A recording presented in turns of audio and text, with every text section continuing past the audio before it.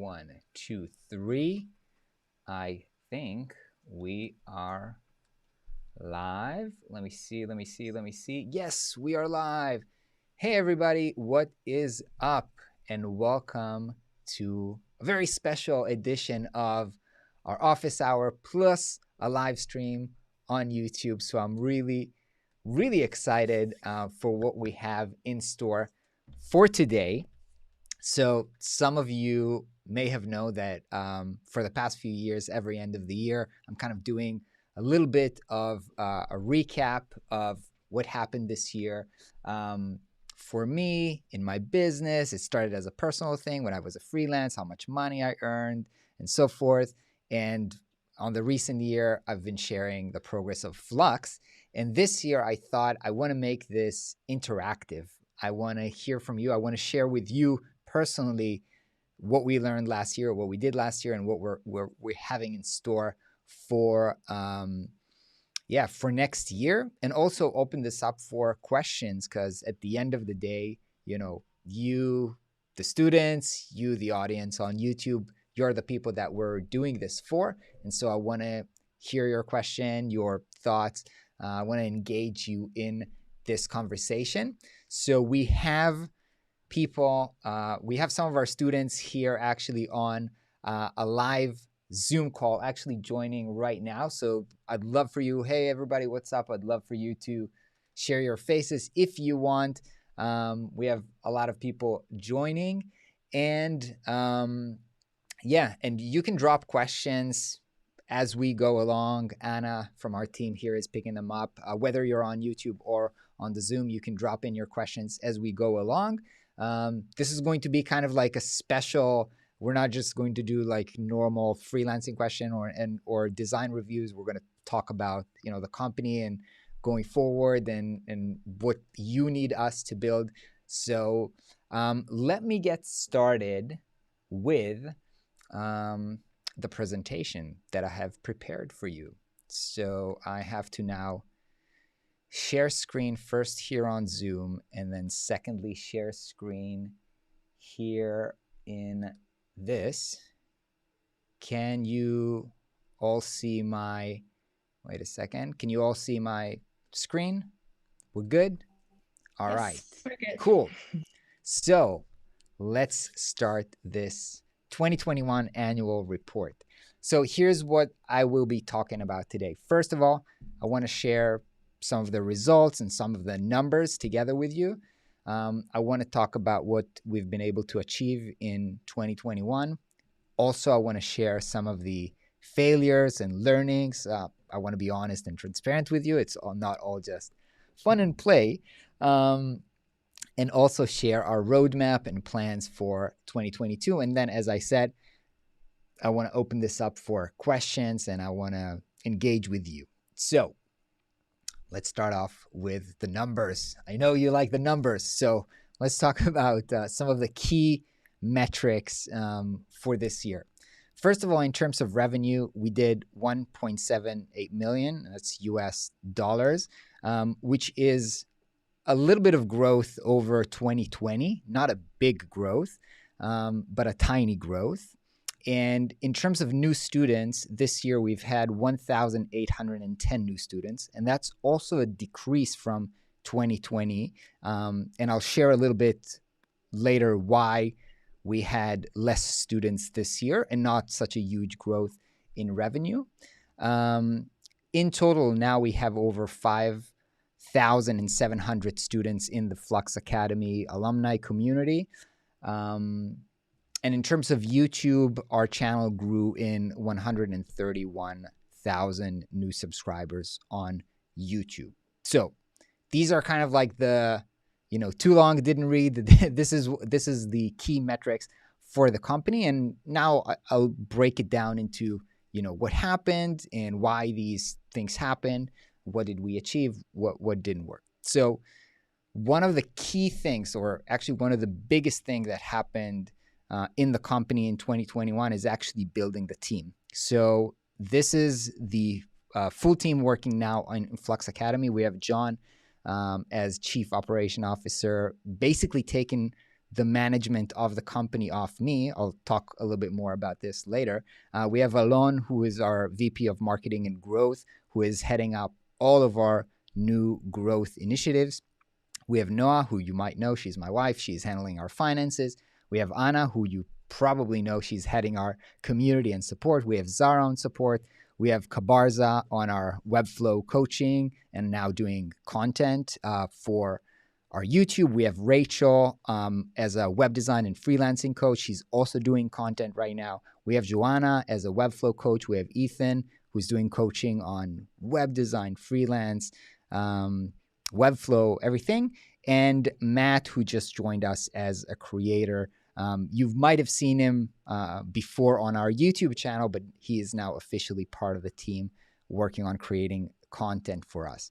And one of the most interesting thing about this is that I think besides Noah and Anna, none of these people were here at the beginning of last year. So it was a tremendous years of growth.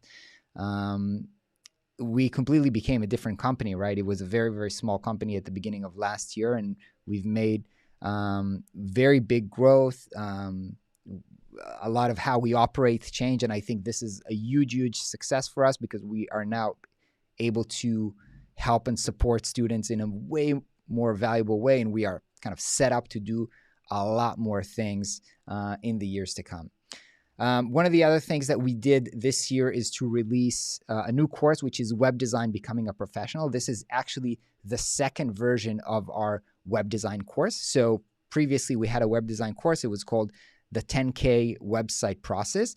And after 2,000 students went over it, we took everything that we've learned and we said, all right, we want to learn how can we do this better? How can we make more impact?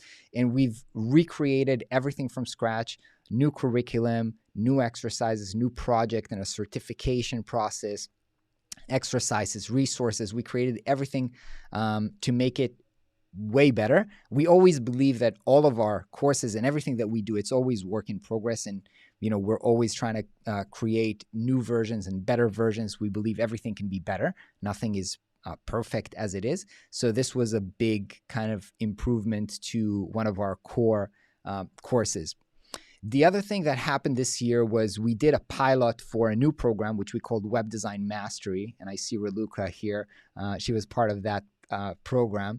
This was basically a pilot for a cohort-based course. So this was a program that was a very small program. It was only 20 students and working directly with me for 6 months. We tried to do a lot on this program. Actually, one of the learnings was we probably try to do too much, but we packaged it all into a cohort of 6 months that was at a higher price point. It was set at $5,000. And we did this as a pilot to work with the group. We've seen really great results for our students. Raluca is here. We've also have Joyce who did amazing work creating projects and getting a lot of success. But at the end of the day, after looking at this, and I'll talk about this more in the learnings, we have decided that we're not going to keep doing bootcamp style cohort based courses right now. I'll talk a little bit more when I get to the learning in terms of why we have decided not to move forward with this initiative. One more thing that we have kicked off this year was a scholarship program. So we have, you may know if you're watching on YouTube, but a lot of our audience come from places like India or Africa where the value of a dollar makes it way more difficult for people to have access to our programs. And actually, it doesn't really matter where you live because there are people with, difficulties all around the world. But we wanted to make more impact and help people who can't usually afford our courses. So we have started a scholarship program and we have granted 68 scholarship. And these are people who got access to our programs completely for free. I just want to share a minute, kind of like one story from Sanjay.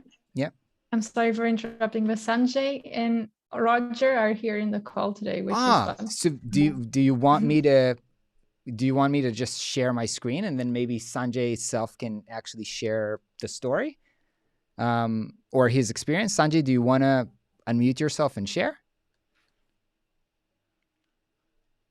Sometimes they have issues with microphones, so I don't know. Hey guys. Yeah. What's up, Sanjay? Yeah, doing great. How are you?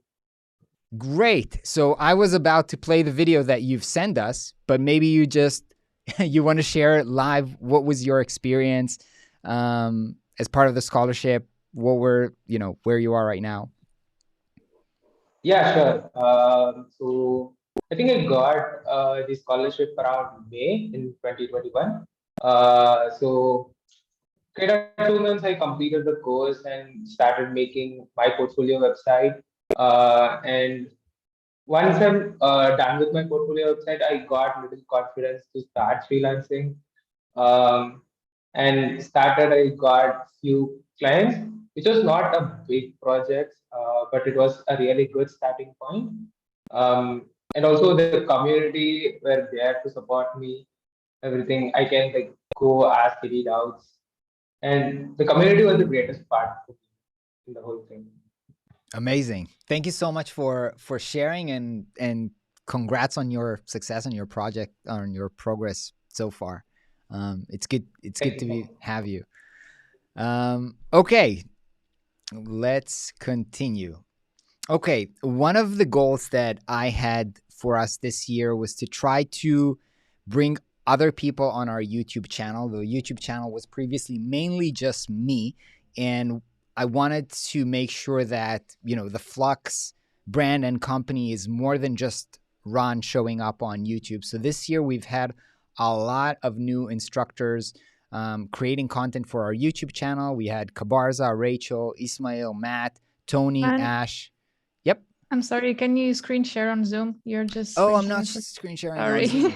Yeah, I knew this was going to happen to me. Good. Thank you for letting me know. So we've brought on a lot of new instructors on our YouTube channel, and I think we got really great feedback. I think that people are enjoying learning from different personalities, people from different backgrounds with different experiences and perspectives. Now we're kind of bringing it back into the core team of me, Kabarza, Rachel, and Matt, who are going to be consistently creating content. But that's one of the things that I'm most happy about this year, the ability to kind of explore and include more instructors on our channel. One more thing that we did this year was releasing the Notion Freelance Hub template, which was downloaded by about 10,000 designers. And we saw that a lot of people are loving this and finding this super, super helpful to manage both their freelance business. It's kind of like a CRM, helps you to keep track of your clients and also manage the process because it has all the templates for the first call, discovery session, and all the other things that you need while managing project. So this was pretty successful. Besides that, we have purchased a company which is called Design Files and which has multiple products. The main one, or the one that I'm most excited about, is Platforma, which is a wireframing kit and now is being included as part of our web design course. And lastly, I'm just going to share one story, but when I say something like we had 1,800 new students, that's not just a number. It's actually the lives of a lot of different people. So I just want to read you a short kind of like paragraph that Nicholas from Belgium sent us. He said, 9 months ago, I decided to specialize in web design development. I took the course and immediately invested a lot of time into it. It sounds cliche to say, but it definitely changed my life. I went from 0 clients to being fully booked for the upcoming 6 months, and this is huge for me. Other than that, I'm also working on other creatives and freelancers to deliver best results possible for my clients. Another great feature of Flux Academy is that the access to the online community. They're very supportive, and you can send them your work. You'll get instant valuable feedback. So for somebody who has no prior experience in web design, this was by far the best investment I could have made at that time. So this story reflects exactly what we're here to do, helping people to build a profession to themselves that they're able to support themselves and their family, coming from scratch, building a valuable service that they can provide, which is also creative, which is also fun. So it's always fun to hear these stories.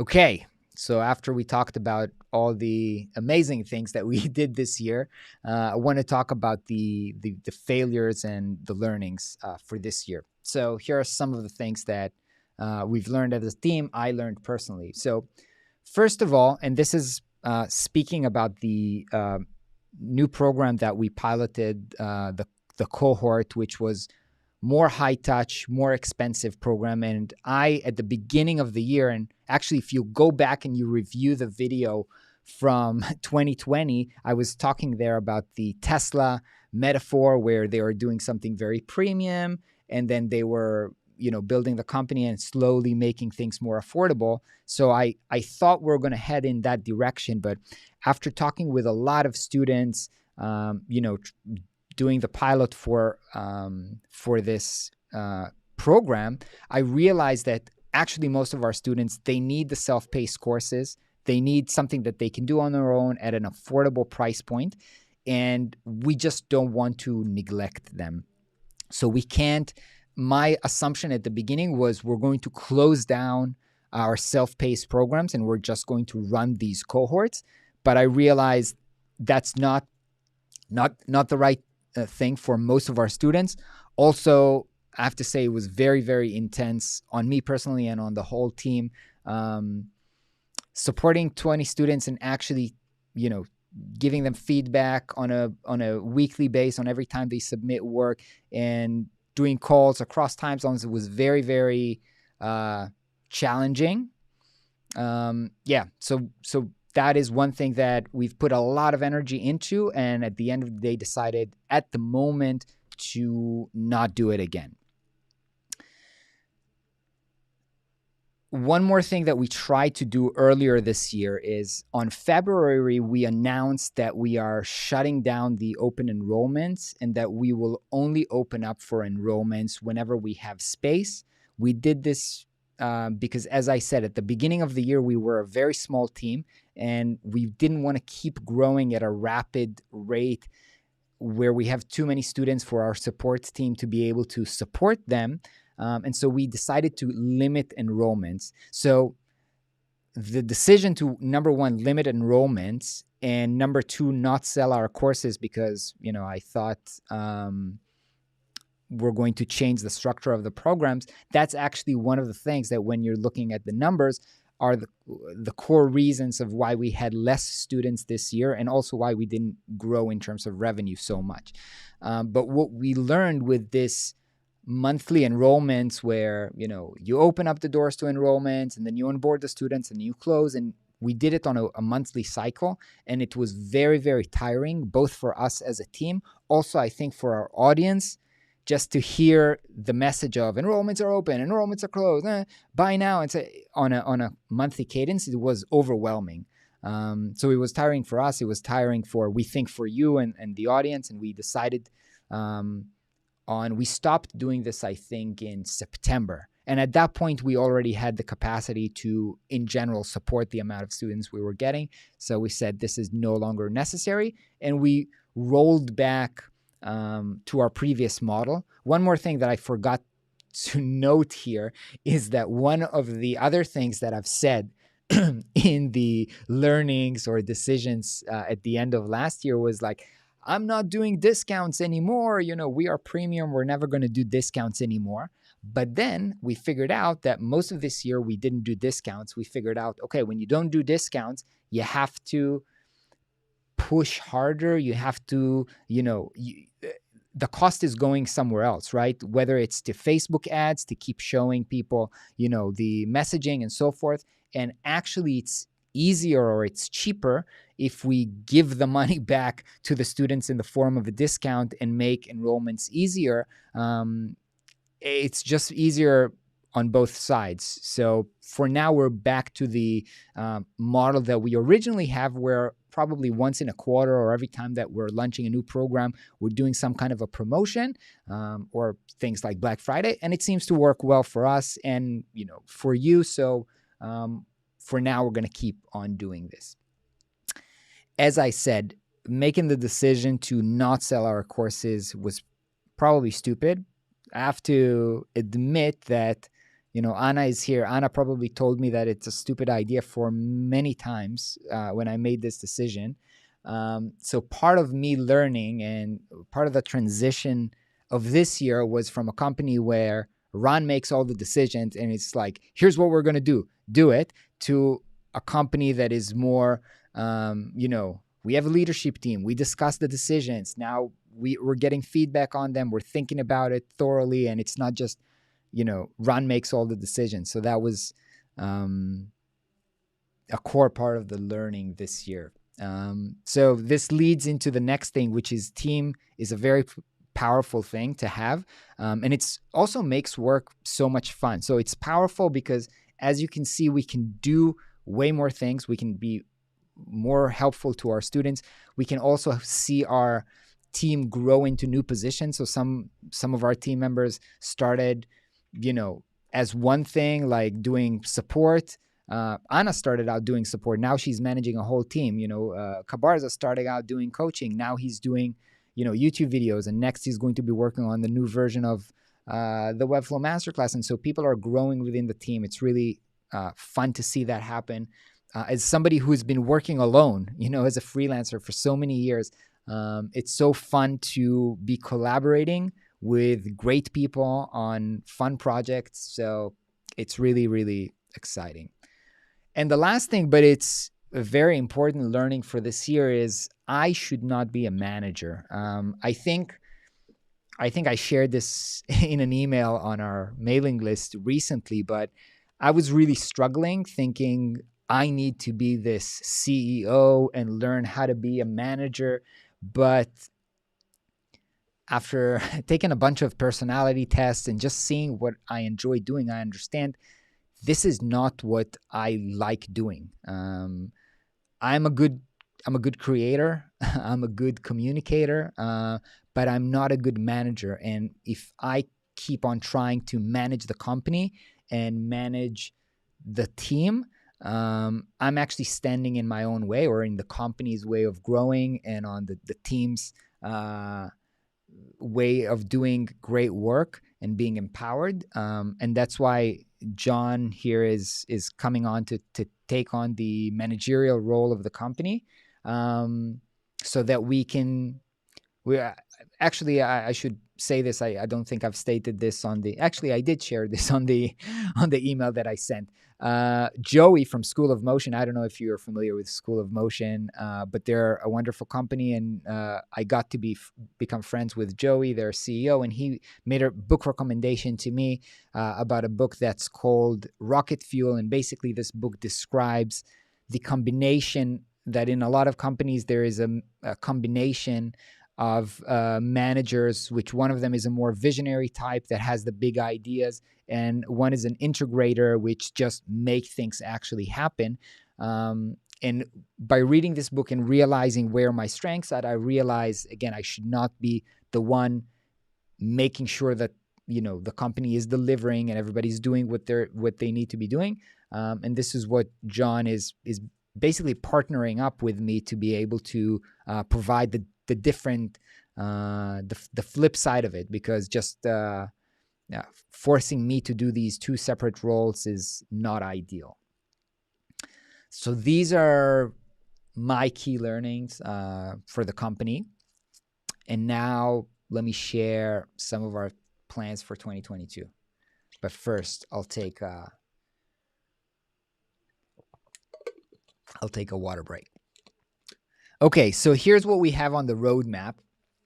And okay, so let me just, I will not. One project that we're working on right now is called Brand Design Mastery. It's our new program on branding, and it covers the full process from brand strategy to implementation of branding and execution and logo and visual identity. Looking at the space of courses on branding, I think we see something that is missing there. There are a lot of courses on brand strategy, a lot of courses maybe on logos or multiple aspects, but there is no course that teaches you how to deliver this service start to finish. I also think that for people who are doing web design, this is one of the most complementary services that you can offer, because either somebody's starting a company, they need a brand, and then next they need a website, or they need a website, and then when you get started on it, turns out they have a crappy brand, and you're adding some kind of a brand redesign or brand update on top of it. So I do believe that this is a great complementary skill for web designers. The other thing that we have in the works is an e-commerce workshop. We see now that there's a huge demand in e-commerce workshop, and it raises a lot of questions in terms of how e-commerce websites are different from normal marketing website. There's a lot of tools. We cover Webflow, but for e-commerce, there are a lot of other tools out there, and we want to help people understand how to work around this. So we're doing a workshop. It's probably going to be early February. And if this workshop is successful and if there is a demand, this might evolve later into a full-on e-commerce course. We're also going to be working on an update for the Webflow Masterclass. So much like we did for our web design program, we're going to create it probably completely from scratch, taking everything that we learned now with, I think, 5,000 students probably, and trying to take it to the next level. When we started, we were the only one teaching Webflow. Today, there are a lot of Webflow courses out there, and we want to make sure that ours is the best. So we'll keep on working on it. One more thing that we are considering is actually in the work is a course for SEO for designers. The reason that this is interesting is because it's also a great complementary service, especially for designers who are looking for kind of like an ongoing retainer with their clients. SEO is one of the most common services that you can offer clients as a retainer and increase your financial security by having kind of an ongoing work you're doing for your clients after you build websites for them. So we've seen good response for this kind of offering, and we're going to bring in this course. And then we're going to be working on a program that is getting started with freelancing. Now we have a program called the 6-Figure Freelancer, but this is actually, I would call it step 2 because it's for people who already freelance and they want to scale it into 6-figure.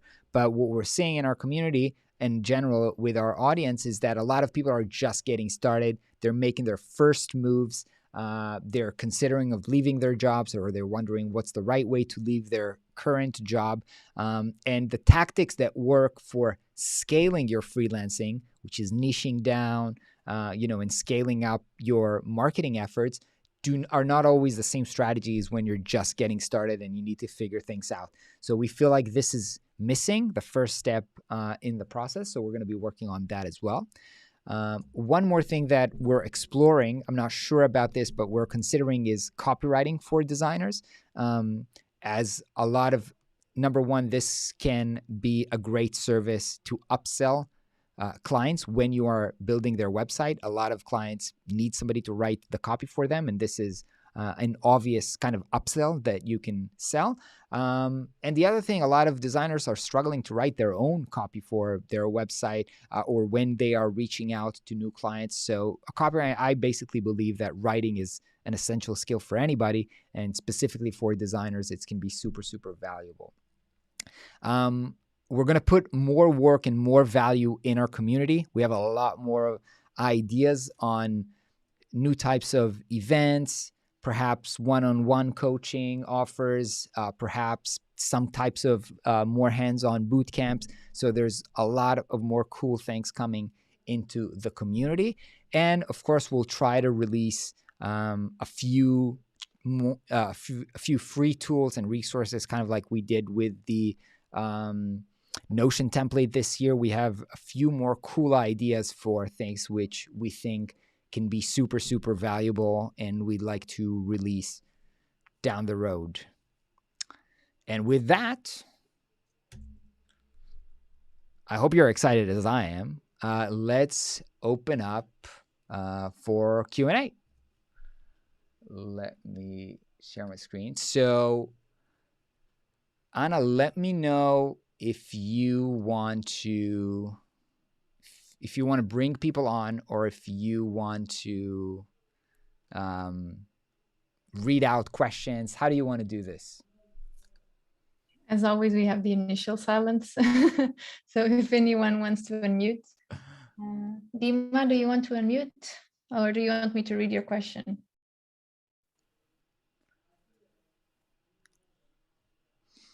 We'll start reading her question. Is community and receiving feedback will still be for only 1 year after registration? Okay, so we will always have community as a free thing, meaning included in the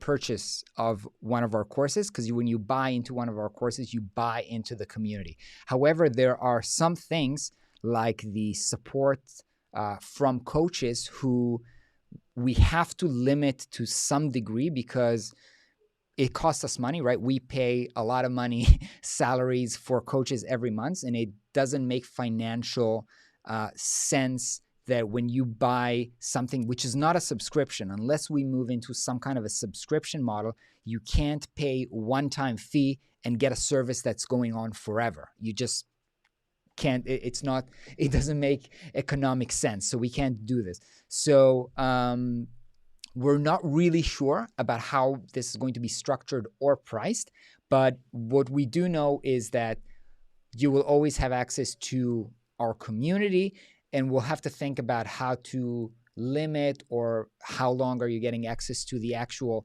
coaching, review on your work, on your application, on your certification. That is probably going to be limited either for a year or two or something else.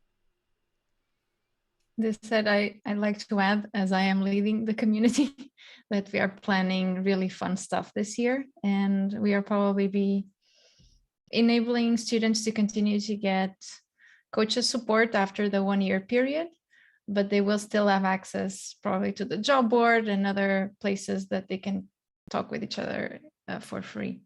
And maybe we will be opening the community to non-students. So if any of you on YouTube want to join, maybe that could be an opportunity. Okay. Cool. Easy is asking, how much is the branding course? I believe currently all of our prices are the same, which means they are $6.95, and there's a three months payment plan. We always, as I've said earlier, when we launch, we have early bird pricing and stuff like this. Specifically for the branding course, we always do, when we launch courses, we do a beta group of students. So if you are a student, you're going to get access or an opportunity to join into a beta group at a lower price point, and then be part of the beta group and have access to the course before it goes live publicly. I want to say in terms of timeline, just because this project is already in motion, I expect the beta group enrollments to be open in about 2 weeks, and then hoping to release this publicly around the end of February, something like this. Anna, are we also picking up questions from the YouTube? Yes. So from YouTube, people are asking if these are individual classes or like a big course. They are asking specifically about copywriting, SEO, and yeah. At the moment, each of them is an individual course, but as I said, right now all of our courses are the same pricing. I'm not sure if these courses are going to be full-on programs, or they're going to be kind of like mini courses. The way that I'm thinking right now, and I don't know how it impacts pricing, but what I think is we have core services that we teach people how to do. So a core service is web design. A core service is branding. Actually, Webflow can also be considered as a core service. And now each one of these things can have mini add-ons, right? So if you are a designer, if you've learned web design, an SEO is in kind of like an add-on that is kind of leveling up your ability to deliver this service. SEO is one of them. Copywriting is one of them. So these are kind of like add-ons on the service that you already know how to do. So are the add-ons smaller scope courses and perhaps cheaper? I don't know yet because we're not at the point of, producing them. And so I can't answer these questions yet, but that's how I think about our upcoming products. Make sense? I All right. think so. Some people on YouTube are asking about the scholarship program. Do you want to answer that? Sure. In order to, if you need financial aid, just go to our website, flux-academy.com, and scroll down to the footer and you'll see scholarships. Click there and feel free to apply. We're more than happy to help you guys. Okay, we have questions here in the chat from Easy again. How did you manage work and content creation before you built a team? Easy, you're here. Why aren't you speaking for yourself? Yes. Can you hear me? Yeah, of course. All right. Yeah, I'm just wondering how you manage content creation and building a team. And work before you got to where you are today. Don't really How did know you manage it? The time, the work, the workload and everything. I don't know how to answer this besides hustling. When I really got started, initially when I was freelancing and everything, then creating content, which was doing YouTube, was just at the end of my day after I put my kids to bed. So like 9 p.m., just edit the video. So this I did on the side for like 3 years before. So it was on top of my work. Eventually, when I started doing other things like Instagram and stuff like that, that became just part of my work. So I just scheduled time for it. Until eventually delegating. But it was just like doing less work or considering doing content just part of work, I think. All right. Thank you. Sure. Do you have more questions, Anna? Yeah, we got one from YouTube. Before I'm going there, like, you guys need to know that Ran is a very driven person. When he schedules something in the calendar, is going to happen. It's incredible. Raidi is asking, what is the biggest challenge you faced in your design career so far, and how did you solve it?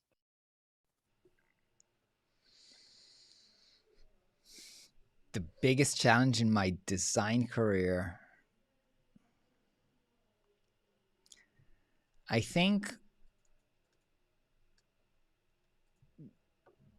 I think the biggest struggle was making the jump between low paying clients to high paying clients. And I think it literally, in a sense, happened not overnight, but I used to work with average mediocre clients.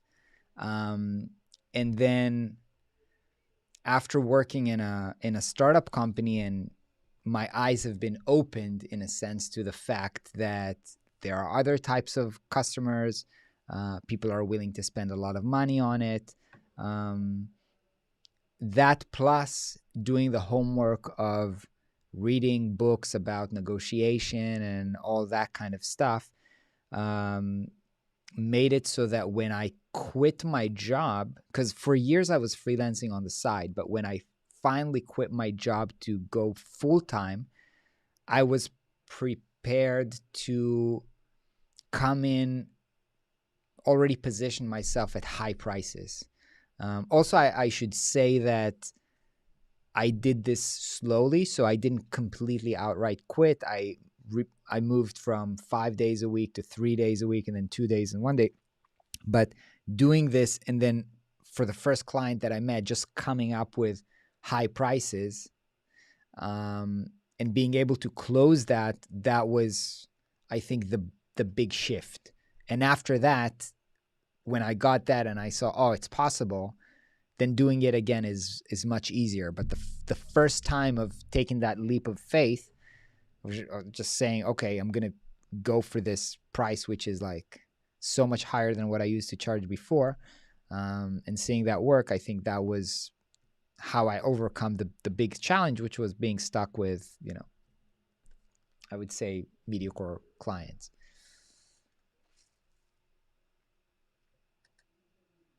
What else, Anna? Hit me up. Super. Okay, so we have Taylor asking if these new courses or updates, if you're capitalizing on any industry leaders, guest lecturers, anyone we can share. Ben Burns, Timothy Ricks. So no, what we are trying to do is we're trying to build the team internally, a team of experts internally. So the way that it works right now is that we have our coaches team, and our coaches team are people who they're not full-time at Flux. They are also freelancers, actively working. A lot of them are Webflow experts themselves. So they're very much active in the work. They come into our community first for a few hours every week, learning how to support the students, learning how to teach them, and so forth. And now we're building them into what we hope to be world-class instructors, where we help them to learn how to deliver on YouTube and how to teach and how to create content. And then the next step from that is to have them teach our courses. Actually, the branding course that we are working on right now has 3 instructors. The course has 3 instructors. So it's me, Rachel, and Matt delivering. And I think it's going to be so interesting to see the same perspective, like the same topic from the perspective of 3 different experts. Each of them has their own, twist to it. And hopefully I think it's going to be proven very, very effective and fun to learn that way. So this is how we're thinking about it. Back to you, Anna. Back to me. Michael is asking a question about a course on JavaScript. Michael, do you want to unmute? Sure. I can kind of have on that, but I just kind of, a couple of things I was wondering if you guys were regarding JavaScript. Michael, can you try to, I find it very hard to hear you. Can you try to set the microphone to be your headphones? I think I'll hear you better. I don't know if your mic is set up for.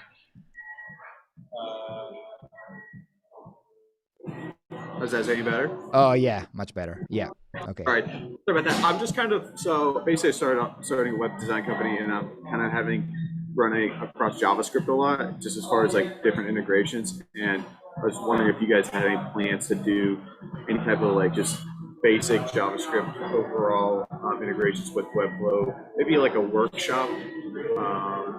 A lot of it, which is more of just like sorting and stuff like that, but I know there's a lot of that's like the third element to web design. I know Webflow does a good job with CSS and HTML. It seems like that's the one thing that could really add value for me, at least. Yeah, so totally. I'm just going to mute you, or maybe you can mute yourself because I hear the coffee shop. Definitely, I think it fits completely in line with the structure of what I was sharing earlier, where you have Webflow as a service, and then we're thinking about what are the upskills that you need to be able to do more valuable work, let's say as a Webflow developer, and JavaScript is of course one of them. So basically what we're trying to do this year is, obviously we have a lot of ideas for other courses that you might need, and we're going to develop a framework for how we validate or how we prioritize them.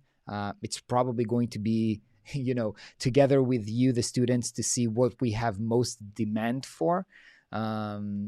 And then, if we see that there's a demand for it, I know definitely from our team who's been talking a lot about doing kind of like advanced Webflow, either advanced coding, advanced integration, and stuff like that. So it's definitely on the table. It's not prioritized to initiatives that we're currently working on, but we do have, I didn't mention this, but we do have on the roadmap, later this year, courses which we don't know to say their name yet, because we'll have to first validate demand for that, and then we'll kick off production on them. Awesome. We also have a question from YouTube from Benoit. Hey, Benoit. He is a Flux student. Have you ever considered doing a full no-code development business? I heard FinSuite stopped taking design projects because it was time-consuming to get clients satisfied, since design is subjective. I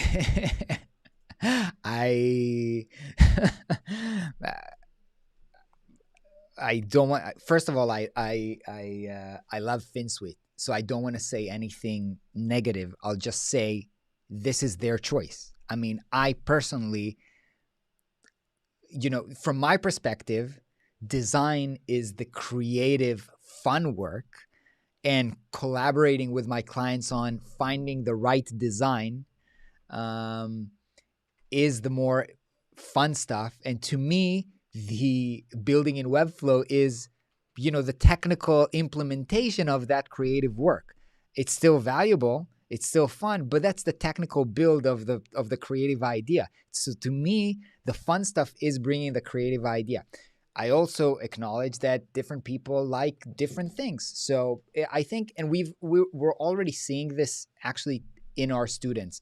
Some of them will take the courses and they will say, you know what? I love doing Webflow. I only want to do Webflow. I don't want to do the design. Other people are going to take the Webflow course and they're going to say, you know what? This is actually pretty technical. I'm not really into that. I want to do the design. Other people are going to say, you know what? I'm really excited about the strategy part. I only want to do the strategy part.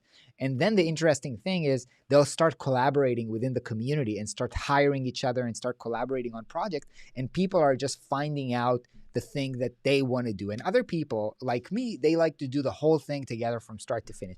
So I don't think that there's right or wrong. I think people, and this is why I'm excited to help our students find out what they like doing and where their strengths are, right? Because it has to do with your talent. Some people are more technical and some people are more creative or visual, let's say. So people have different tendencies and they will probably better suited for different types of projects. So I respect FinSuite for what they're doing in the Webflow community. I also respect them, for making their choices. That's fantastic for them. I don't think that it's the right thing for everyone.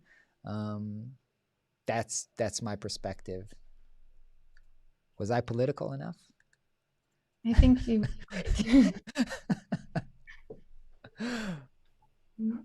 I would like to ask Roger to unmute. Run Roger is another scholarship. Yeah, I know Roger, of course. Hi, Ran. Hi, hey, everyone. Roger, what's up, man? Good to see you. Thank you. Good to see you. Yeah, I'm super excited to talk to you. This is my first time, I guess, chatting and live on YouTube, so I'm a bit nervous. Glad you can make it. But yeah, yeah. So I wanted to thank you, to take this time to thank you for the opportunity. It was really helpful. I was just like wrote an email to you guys in the morning to thank you and share like the progress.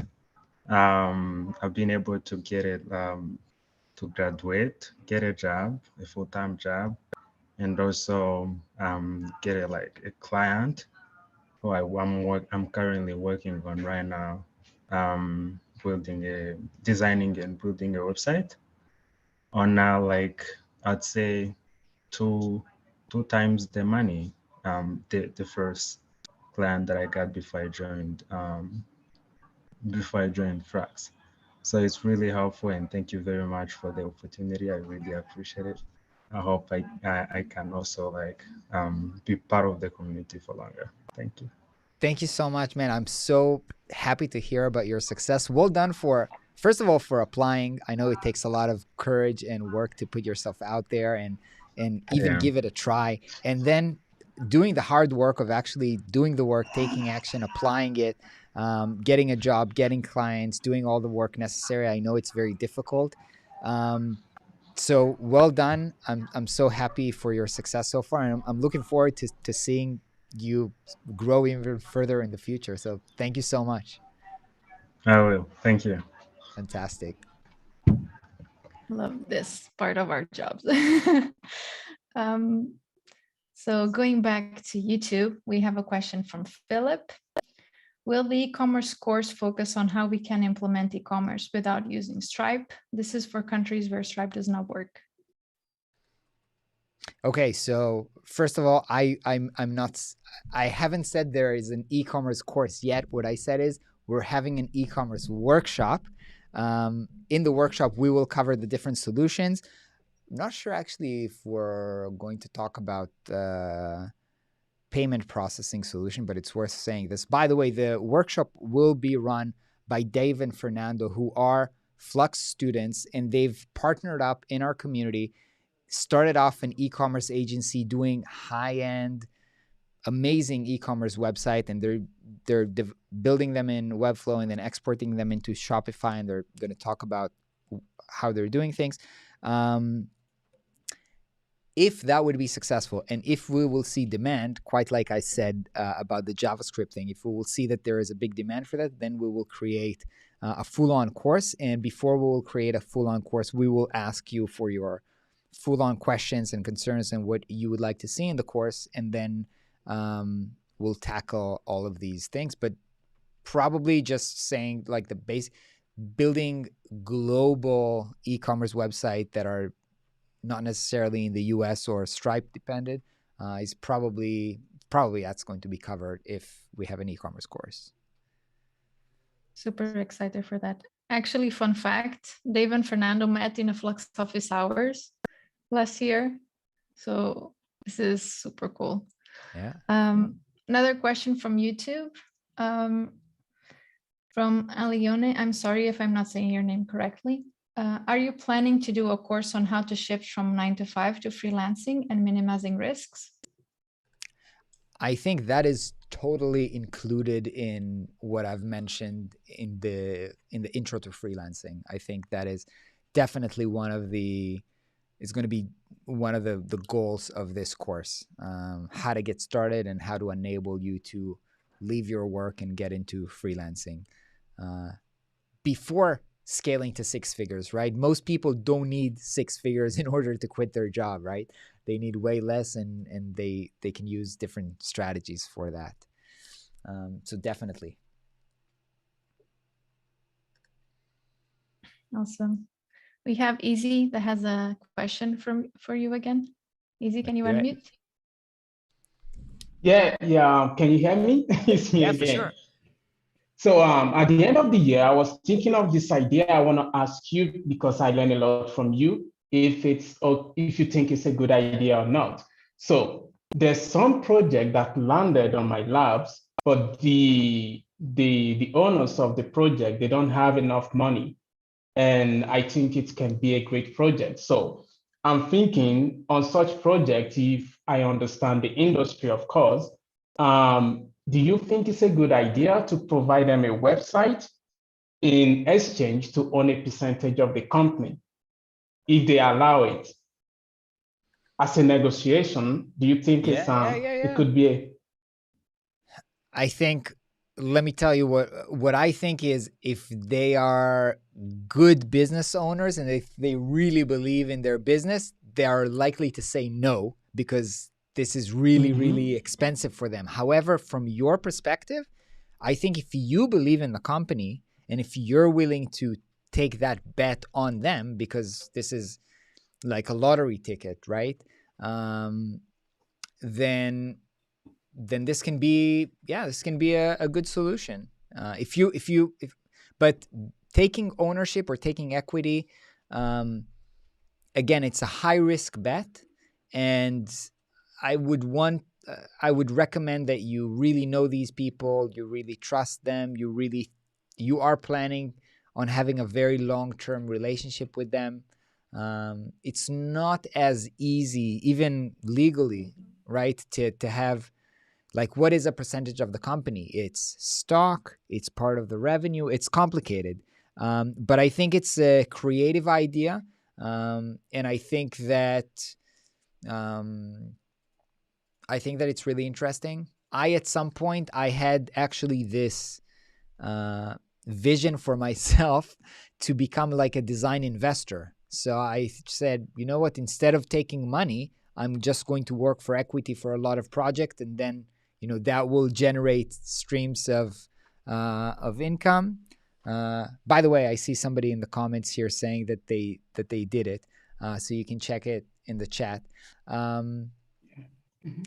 Again, my recommendation would be recognize that it's a high risk, check it and learn it, but it's a good creative solution in that situation. Okay. Thank you. Cool. That's all for today. Awesome. Let's go back to YouTube comments then. Alamin is asking if the e-commerce workshop is available for all.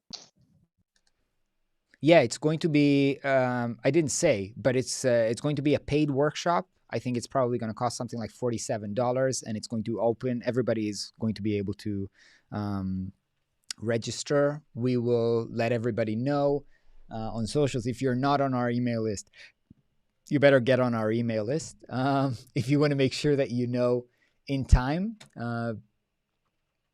Yeah, but it will be open for registration for everybody. Then we have CC saying, please create a workshop on content marketing for freelancers, which we discussed too. Yeah. Yeah, actually, Anna just mentioned this today. So yeah, it's one of the other add-ons that is probably very likely to come. And then Ilya is asking, are you going to offer a broader design education than web design? Definitely. With the vision that we have for Flux, definitely. As I said, to me, web design is just one of the services that you can offer. And branding is a different one that sometimes go together with web design, but not always. Then we have probably product design, what a lot of people call UX and UI design. There's also print design, packaging design. There's all kinds of designs. So we will get there, but I would rather go more slowly. Teaching piano, I see in the comments, Dan, not happening soon.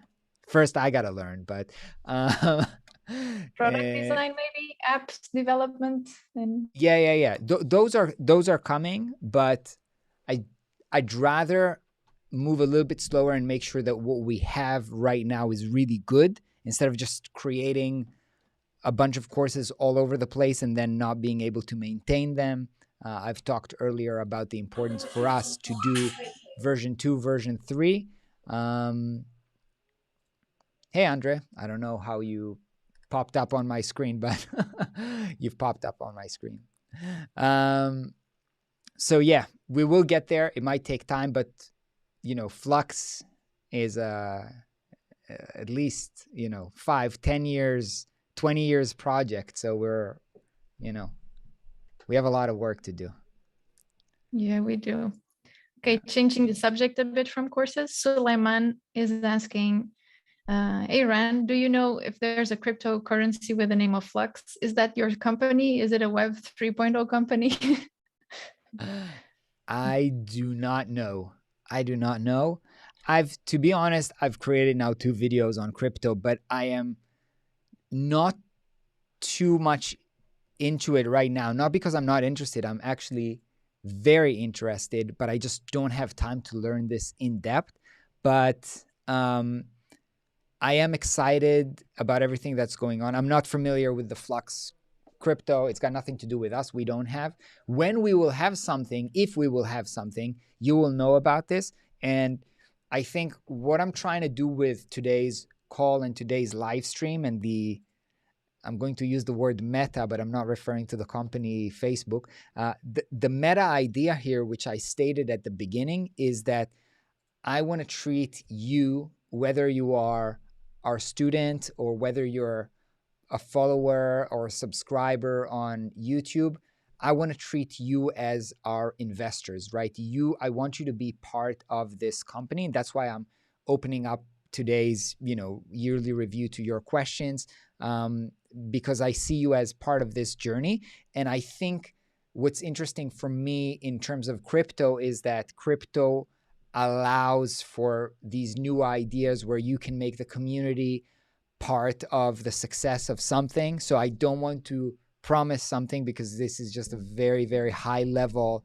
I see in the comments Flux becoming a distributed organization, not necessarily, but if we can have, if we ever need money, right? Instead of raising money from outside investors who don't really care about me or you, they just want to make money. Why not raise money from the community and make you owners, or make you owner every time you purchase a Flux course, and then finding a way to reward you or share our profits or whatever. I don't know. It's all very early stage thinking, but I this is partly why I'm excited about Web3 and how I think. Yeah, I don't see myself doing kind of like Gary V type of stuff where we're going to do NFTs, and with these NFTs, you're going to be able to attend events. I don't think so right now. Maybe I'll change my mind, but I don't know. Those are my random thoughts so far. Flux employees want priority when minting the Flux. You will get, there is like owners. I saw there's a chart when you're doing drop, whatever. I don't understand too much, but yeah. Yeah. Okay, so Gary is curious about the personality test that you mentioned. Do you want to share a bit those personality tests? And the team, actually, the whole team, or most of us, have done the personality test. Okay, I will share mine. I will not share yours, but I just want to show you. This is part of like the transparency. Oh, I need to share my screen. Sorry. Let me share my screen here and share my screen here. Can you see my screen? Can you see my screen? Yes. Okay, so on our Dropbox, we have Flux team personality test, and we have here personality tests. Everybody can see it. It's visible to everybody. I will show you mine. There are 3 ones for me right here. The first one is called Team Dynamics, and it's by this company Disc Profile. I'm not going to let you read the whole thing right now, but basically it's a framework. They have, basically the framework is this. Basically there is creator, somebody who create ideas, then advancer, people who pass these ideas within the team. Refiners are people who refine the ideas, they bring feedback, they improve the idea, and then execution is the person who actually execute on the ideas, and then flexor is somebody who can do most of these things together. But most people have a tendency, right? So you can see I'm here on the creator part of it.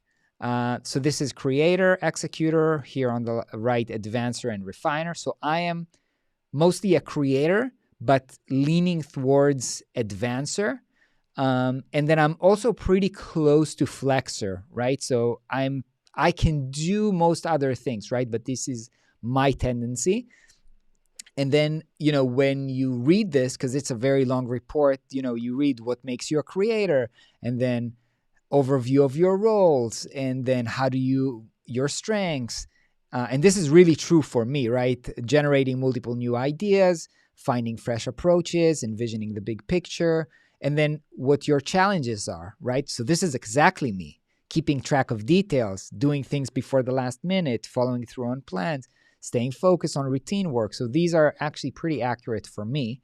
And then how do I work with others? So by doing this, again, this is not pure science, but this is pretty helpful. Yeah, this is basically what I talked to you. So this is number one. Then there is this one, which is called Strengths Finder, Clifton Strengths Finder. So basically you fill in this thing, and this one is categorized into 4 things, which is executing, influencing, relationship building, and strategic thinking. And you can see my strong ones. So my strong ones are learner, focus, futuristic, input, strategic. And you can see that 4 out of the 5 are green, which is strategic thinking. 1 of them is focus, which is executing. As you can see, there's none of them. All of the blue ones, relationship building, are here in the bottom, which means that relationship building is my weakness, which is why you understand why I don't need to be a manager, because I'm not good at caring about people. And, I'm just saying it crudely, but basically this is what you understand from this. And then, there's a deep dive into this and pretty much a bigger report about what each of them means and what you can do with it and so forth. The last one is called Colby test. I just want to say that I can attest that you care about people. It's just that you focus on doing stuff. I do that part. So this one is this one is just an image. So I don't really know how to. I've worked on this with my business coach. So this is like fact finder. I don't really know what it means, but what I see here is that I'm very strong on quick starting, on just getting moving on new projects. And then I'm not really good at implementing things. That's my weakness. So those are the personality tests that I did. Other parts of the team did it. And Ian is saying that you come across as a super friendly guy. And he is. As a what? As a what? Super friendly guy. And he is. He just doesn't like do the one-on-one meetings, plan how to, it's like a rocket, you guys. You have no idea. When Ren says, let's do this, and then we open our emails and you already sent an email to 30,000 students asking this or that, and you're like, what's happened? So no, but I'll give you an example. I like to be left alone and work, right? So if it was, I've been sitting here in this room alone for 3 years and I love it.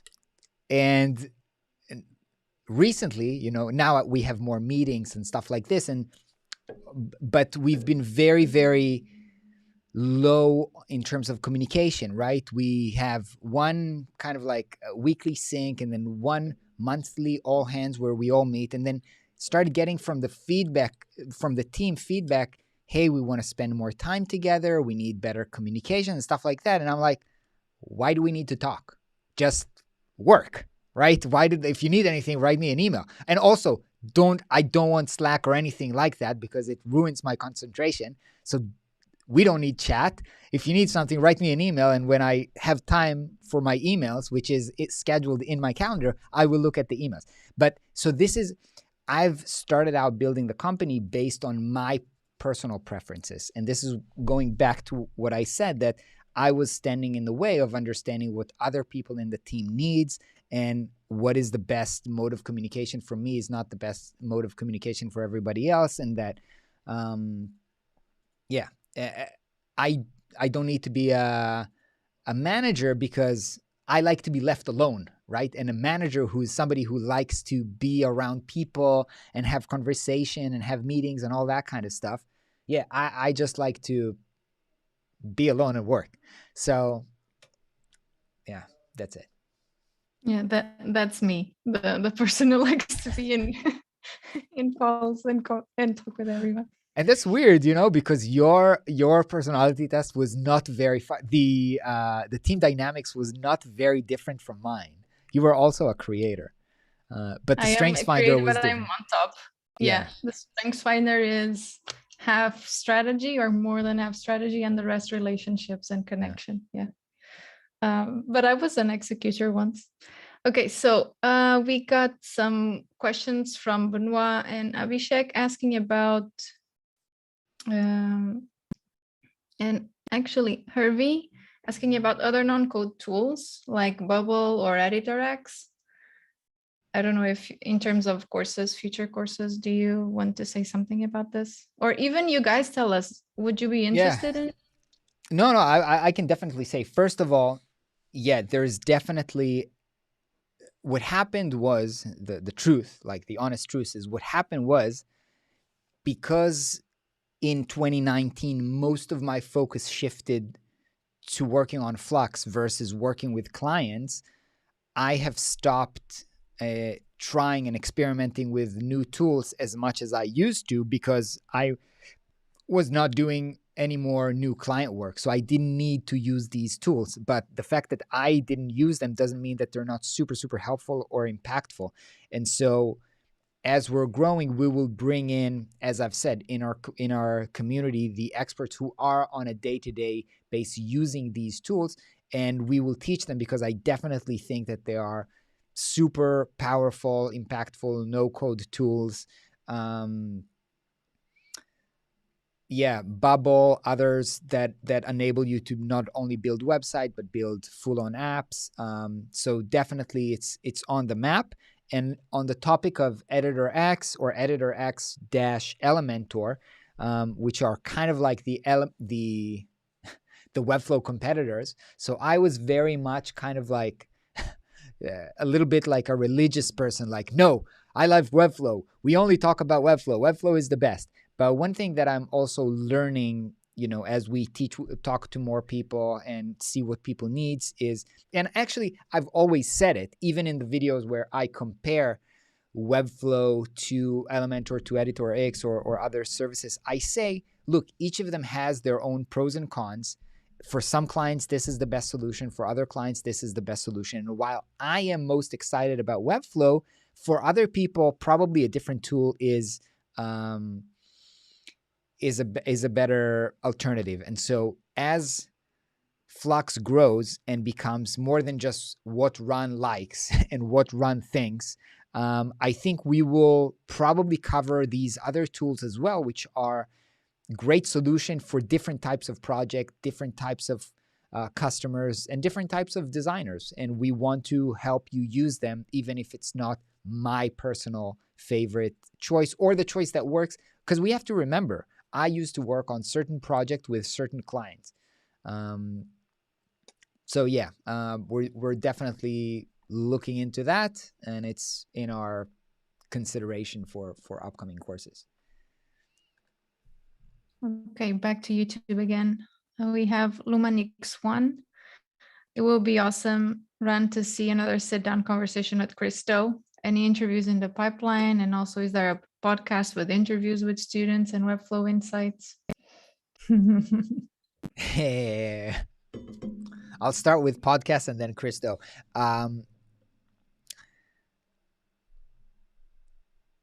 Podcast, we just talked about this today in our all hands meeting. We want to do this. We want to do conversations, perhaps within the team, within the different coaches and instructors, and put this out as conversations both on YouTube and podcast. We think it's going to be very fun and also very valuable. So it's on the roadmap.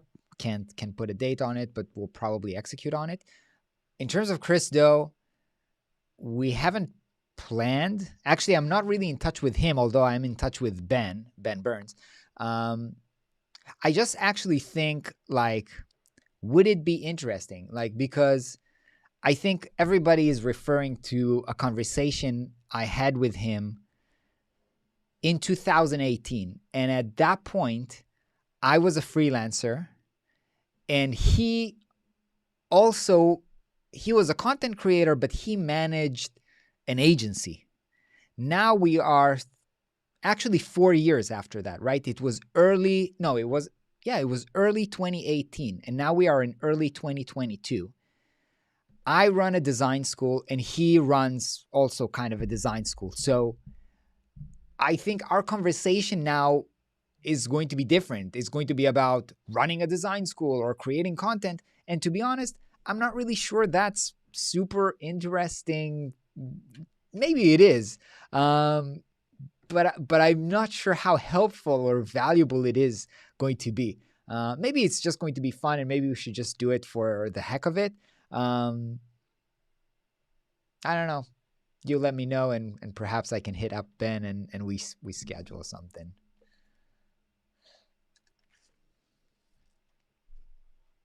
Awesome. Okay, so we had here a question from Elia.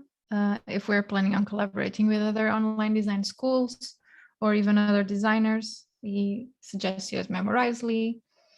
I don't know. First of all, I love Xander and what he's doing in Memorizely. I think he's doing phenomenal work. I don't know right now that we have any plans for collaboration. We're actually just friends, talking on Instagram and stuff like that. But right now, I can't say that there is a specific plan for some kind of a collaboration. If you have any ideas that you think are going to be interesting or you're interested in seeing, if you have specific topics that you would like us to discuss, then maybe we can bring him on the channel or do something together. Awesome. Some people here, like Ramon, are asking about the business side. Like even Shobi has a question about the yearly review, about the revenue. He's asking about the profit and margin. I don't know how much we want to or we can discuss about this. What is the question? What is the question? Is what is the profit margin? What was your profit and margin? I think, and also, I'd rather not talk about the profit margin publicly, just because I feel like profit margin is a little bit leads a little bit into more insights about, I don't know, maybe competitive analysis or something like this. I'd rather not discuss this publicly at this point. Maybe I'll change my mind in the future. For now, I'd rather not discuss profit. But I would say this: we didn't take on venture capital, and we are profitable. So, and we're growing. So, yeah. So Alex is one of our students, and he says definitely wants to see partnership with FinSuite and to go through some client first system. And within this topic, Raidi is asking, where do you think Flux Academy will be after a long time in the future, like after 20 years? Are you thinking of it for far the future? I will answer, but before I will answer, I will preface by saying that the truth is that it really there is importance to what I think and what my vision is. But if I've learned something from last year, where I shared my vision of we're going to be the Apple of web design school, and now based on that, we decided we're going to be more premium and not do discounts and all kinds of decisions, and then we see that it does not resonate with the market, I think it's very important to keep the vision in check and make sure that there's actually a demand for this kind of vision. And a lot of times, I think the vision reveals itself after we execute on, what our customers ask us to do. So with that preface, my vision, or what I'm trying to do, is to build the best alternative for people who want to become a designer and make a living as a designer. Right now, when I'm looking at the market, there is either, hey, go on to a full-on design school at a university, go spend 4 years, go spend tens of thousands of dollars and get this education and certification, and now you are a designer. On the other hand, there are so many courses and Skillshare and Domestika and awards where you have gazillion courses. They're very affordable, like $20. You get a course, you watch 2 hours, but then it's not really making an impact because, it's not enough. Watching 2 hours of video, even watching 15 hours of video is not enough. And what we're trying to do is create the middle ground where, yes, it's affordable because video allows us to scale and reach more people, but then there's also the human aspect of it, of the community, of people who actually care about you, and they give you personal review of your work, and they make sure that you succeed. And there's also the networking effect where people can meet each other and collaborate and form business partnerships together. And this adds a huge value to the whole ecosystem, right? It's a network effect. The more people we have, the more opportunities there are within the community, the more people can partner up, the more feedback you get, so it becomes more and more valuable. So I think this is a middle ground today where I don't see anybody else is doing this. So with this, as you know, this, and as I've talked earlier when you were asking about design and what kinds of design. So yeah, right now I'm seeing everything under the umbrella of, you can call it digital design or graphic design. So all of the things under that, which is mainly web design, app design, or UX UI design, and brand design, and maybe marketing design or something like that. After that, that is definitely, I think, where we're heading. How fast are we going to get there in 5 years? Are we going to get there in 2 years? Are we going to get there in 10 years? I don't know. Once we get there, are we just going to stay put and never grow again? Or then we decide, oh, maybe actually interior design and architecture, they're also designs. And I don't know. I don't want to. But what I know is that I look at other companies like lynda.com. For example, I learned with lynda.com, which has been acquired by LinkedIn. So now it's called LinkedIn Learning. But this is how I learned Photoshop, like I think 20 years ago. And what happened there is they started off with this Lynda, who was a Photoshop, or it was like Adobe trainer type person. And then they succeeded, and then they grew. And once they taught all the designer software, they were like, okay, we're actually pretty good at doing courses. Let's do courses on business. Let's do courses on accounting. Let's do courses. So, and they ended up doing courses on everything. So business-wise, it was probably a good decision for them because they sold for $1 billion. So good for Lynda. She made phenomenal business. But in terms of the experience, there's always this gap where you are starting out as niche, and at some point, if you become too broad or too mainstream, then you are no longer the best for, right? And I think we are trying to be the best for designers, and you can't be the best for designers if you're doing gazillion other things. So I think focus is really, really important. But these are my thoughts now based on where we are now. And so that's kind of like the mission for the next 10 years. I think there's so much to do in terms of we're missing gazillion of courses. Each of our courses can be better. We can have our own learning platform. We can have, better review and support mechanism. I mean, everything can be better. But we're on there, and we're taking steps, I think quite big steps every year. So I'm excited. Okay. Ready for another question, or? Yes, let's do it. Okay, Mike Belmont is asking, when is the best time to switch between working solo to hiring someone? I spend 10 hours a day working on projects and feel exhausted. Should I quit some or hire someone?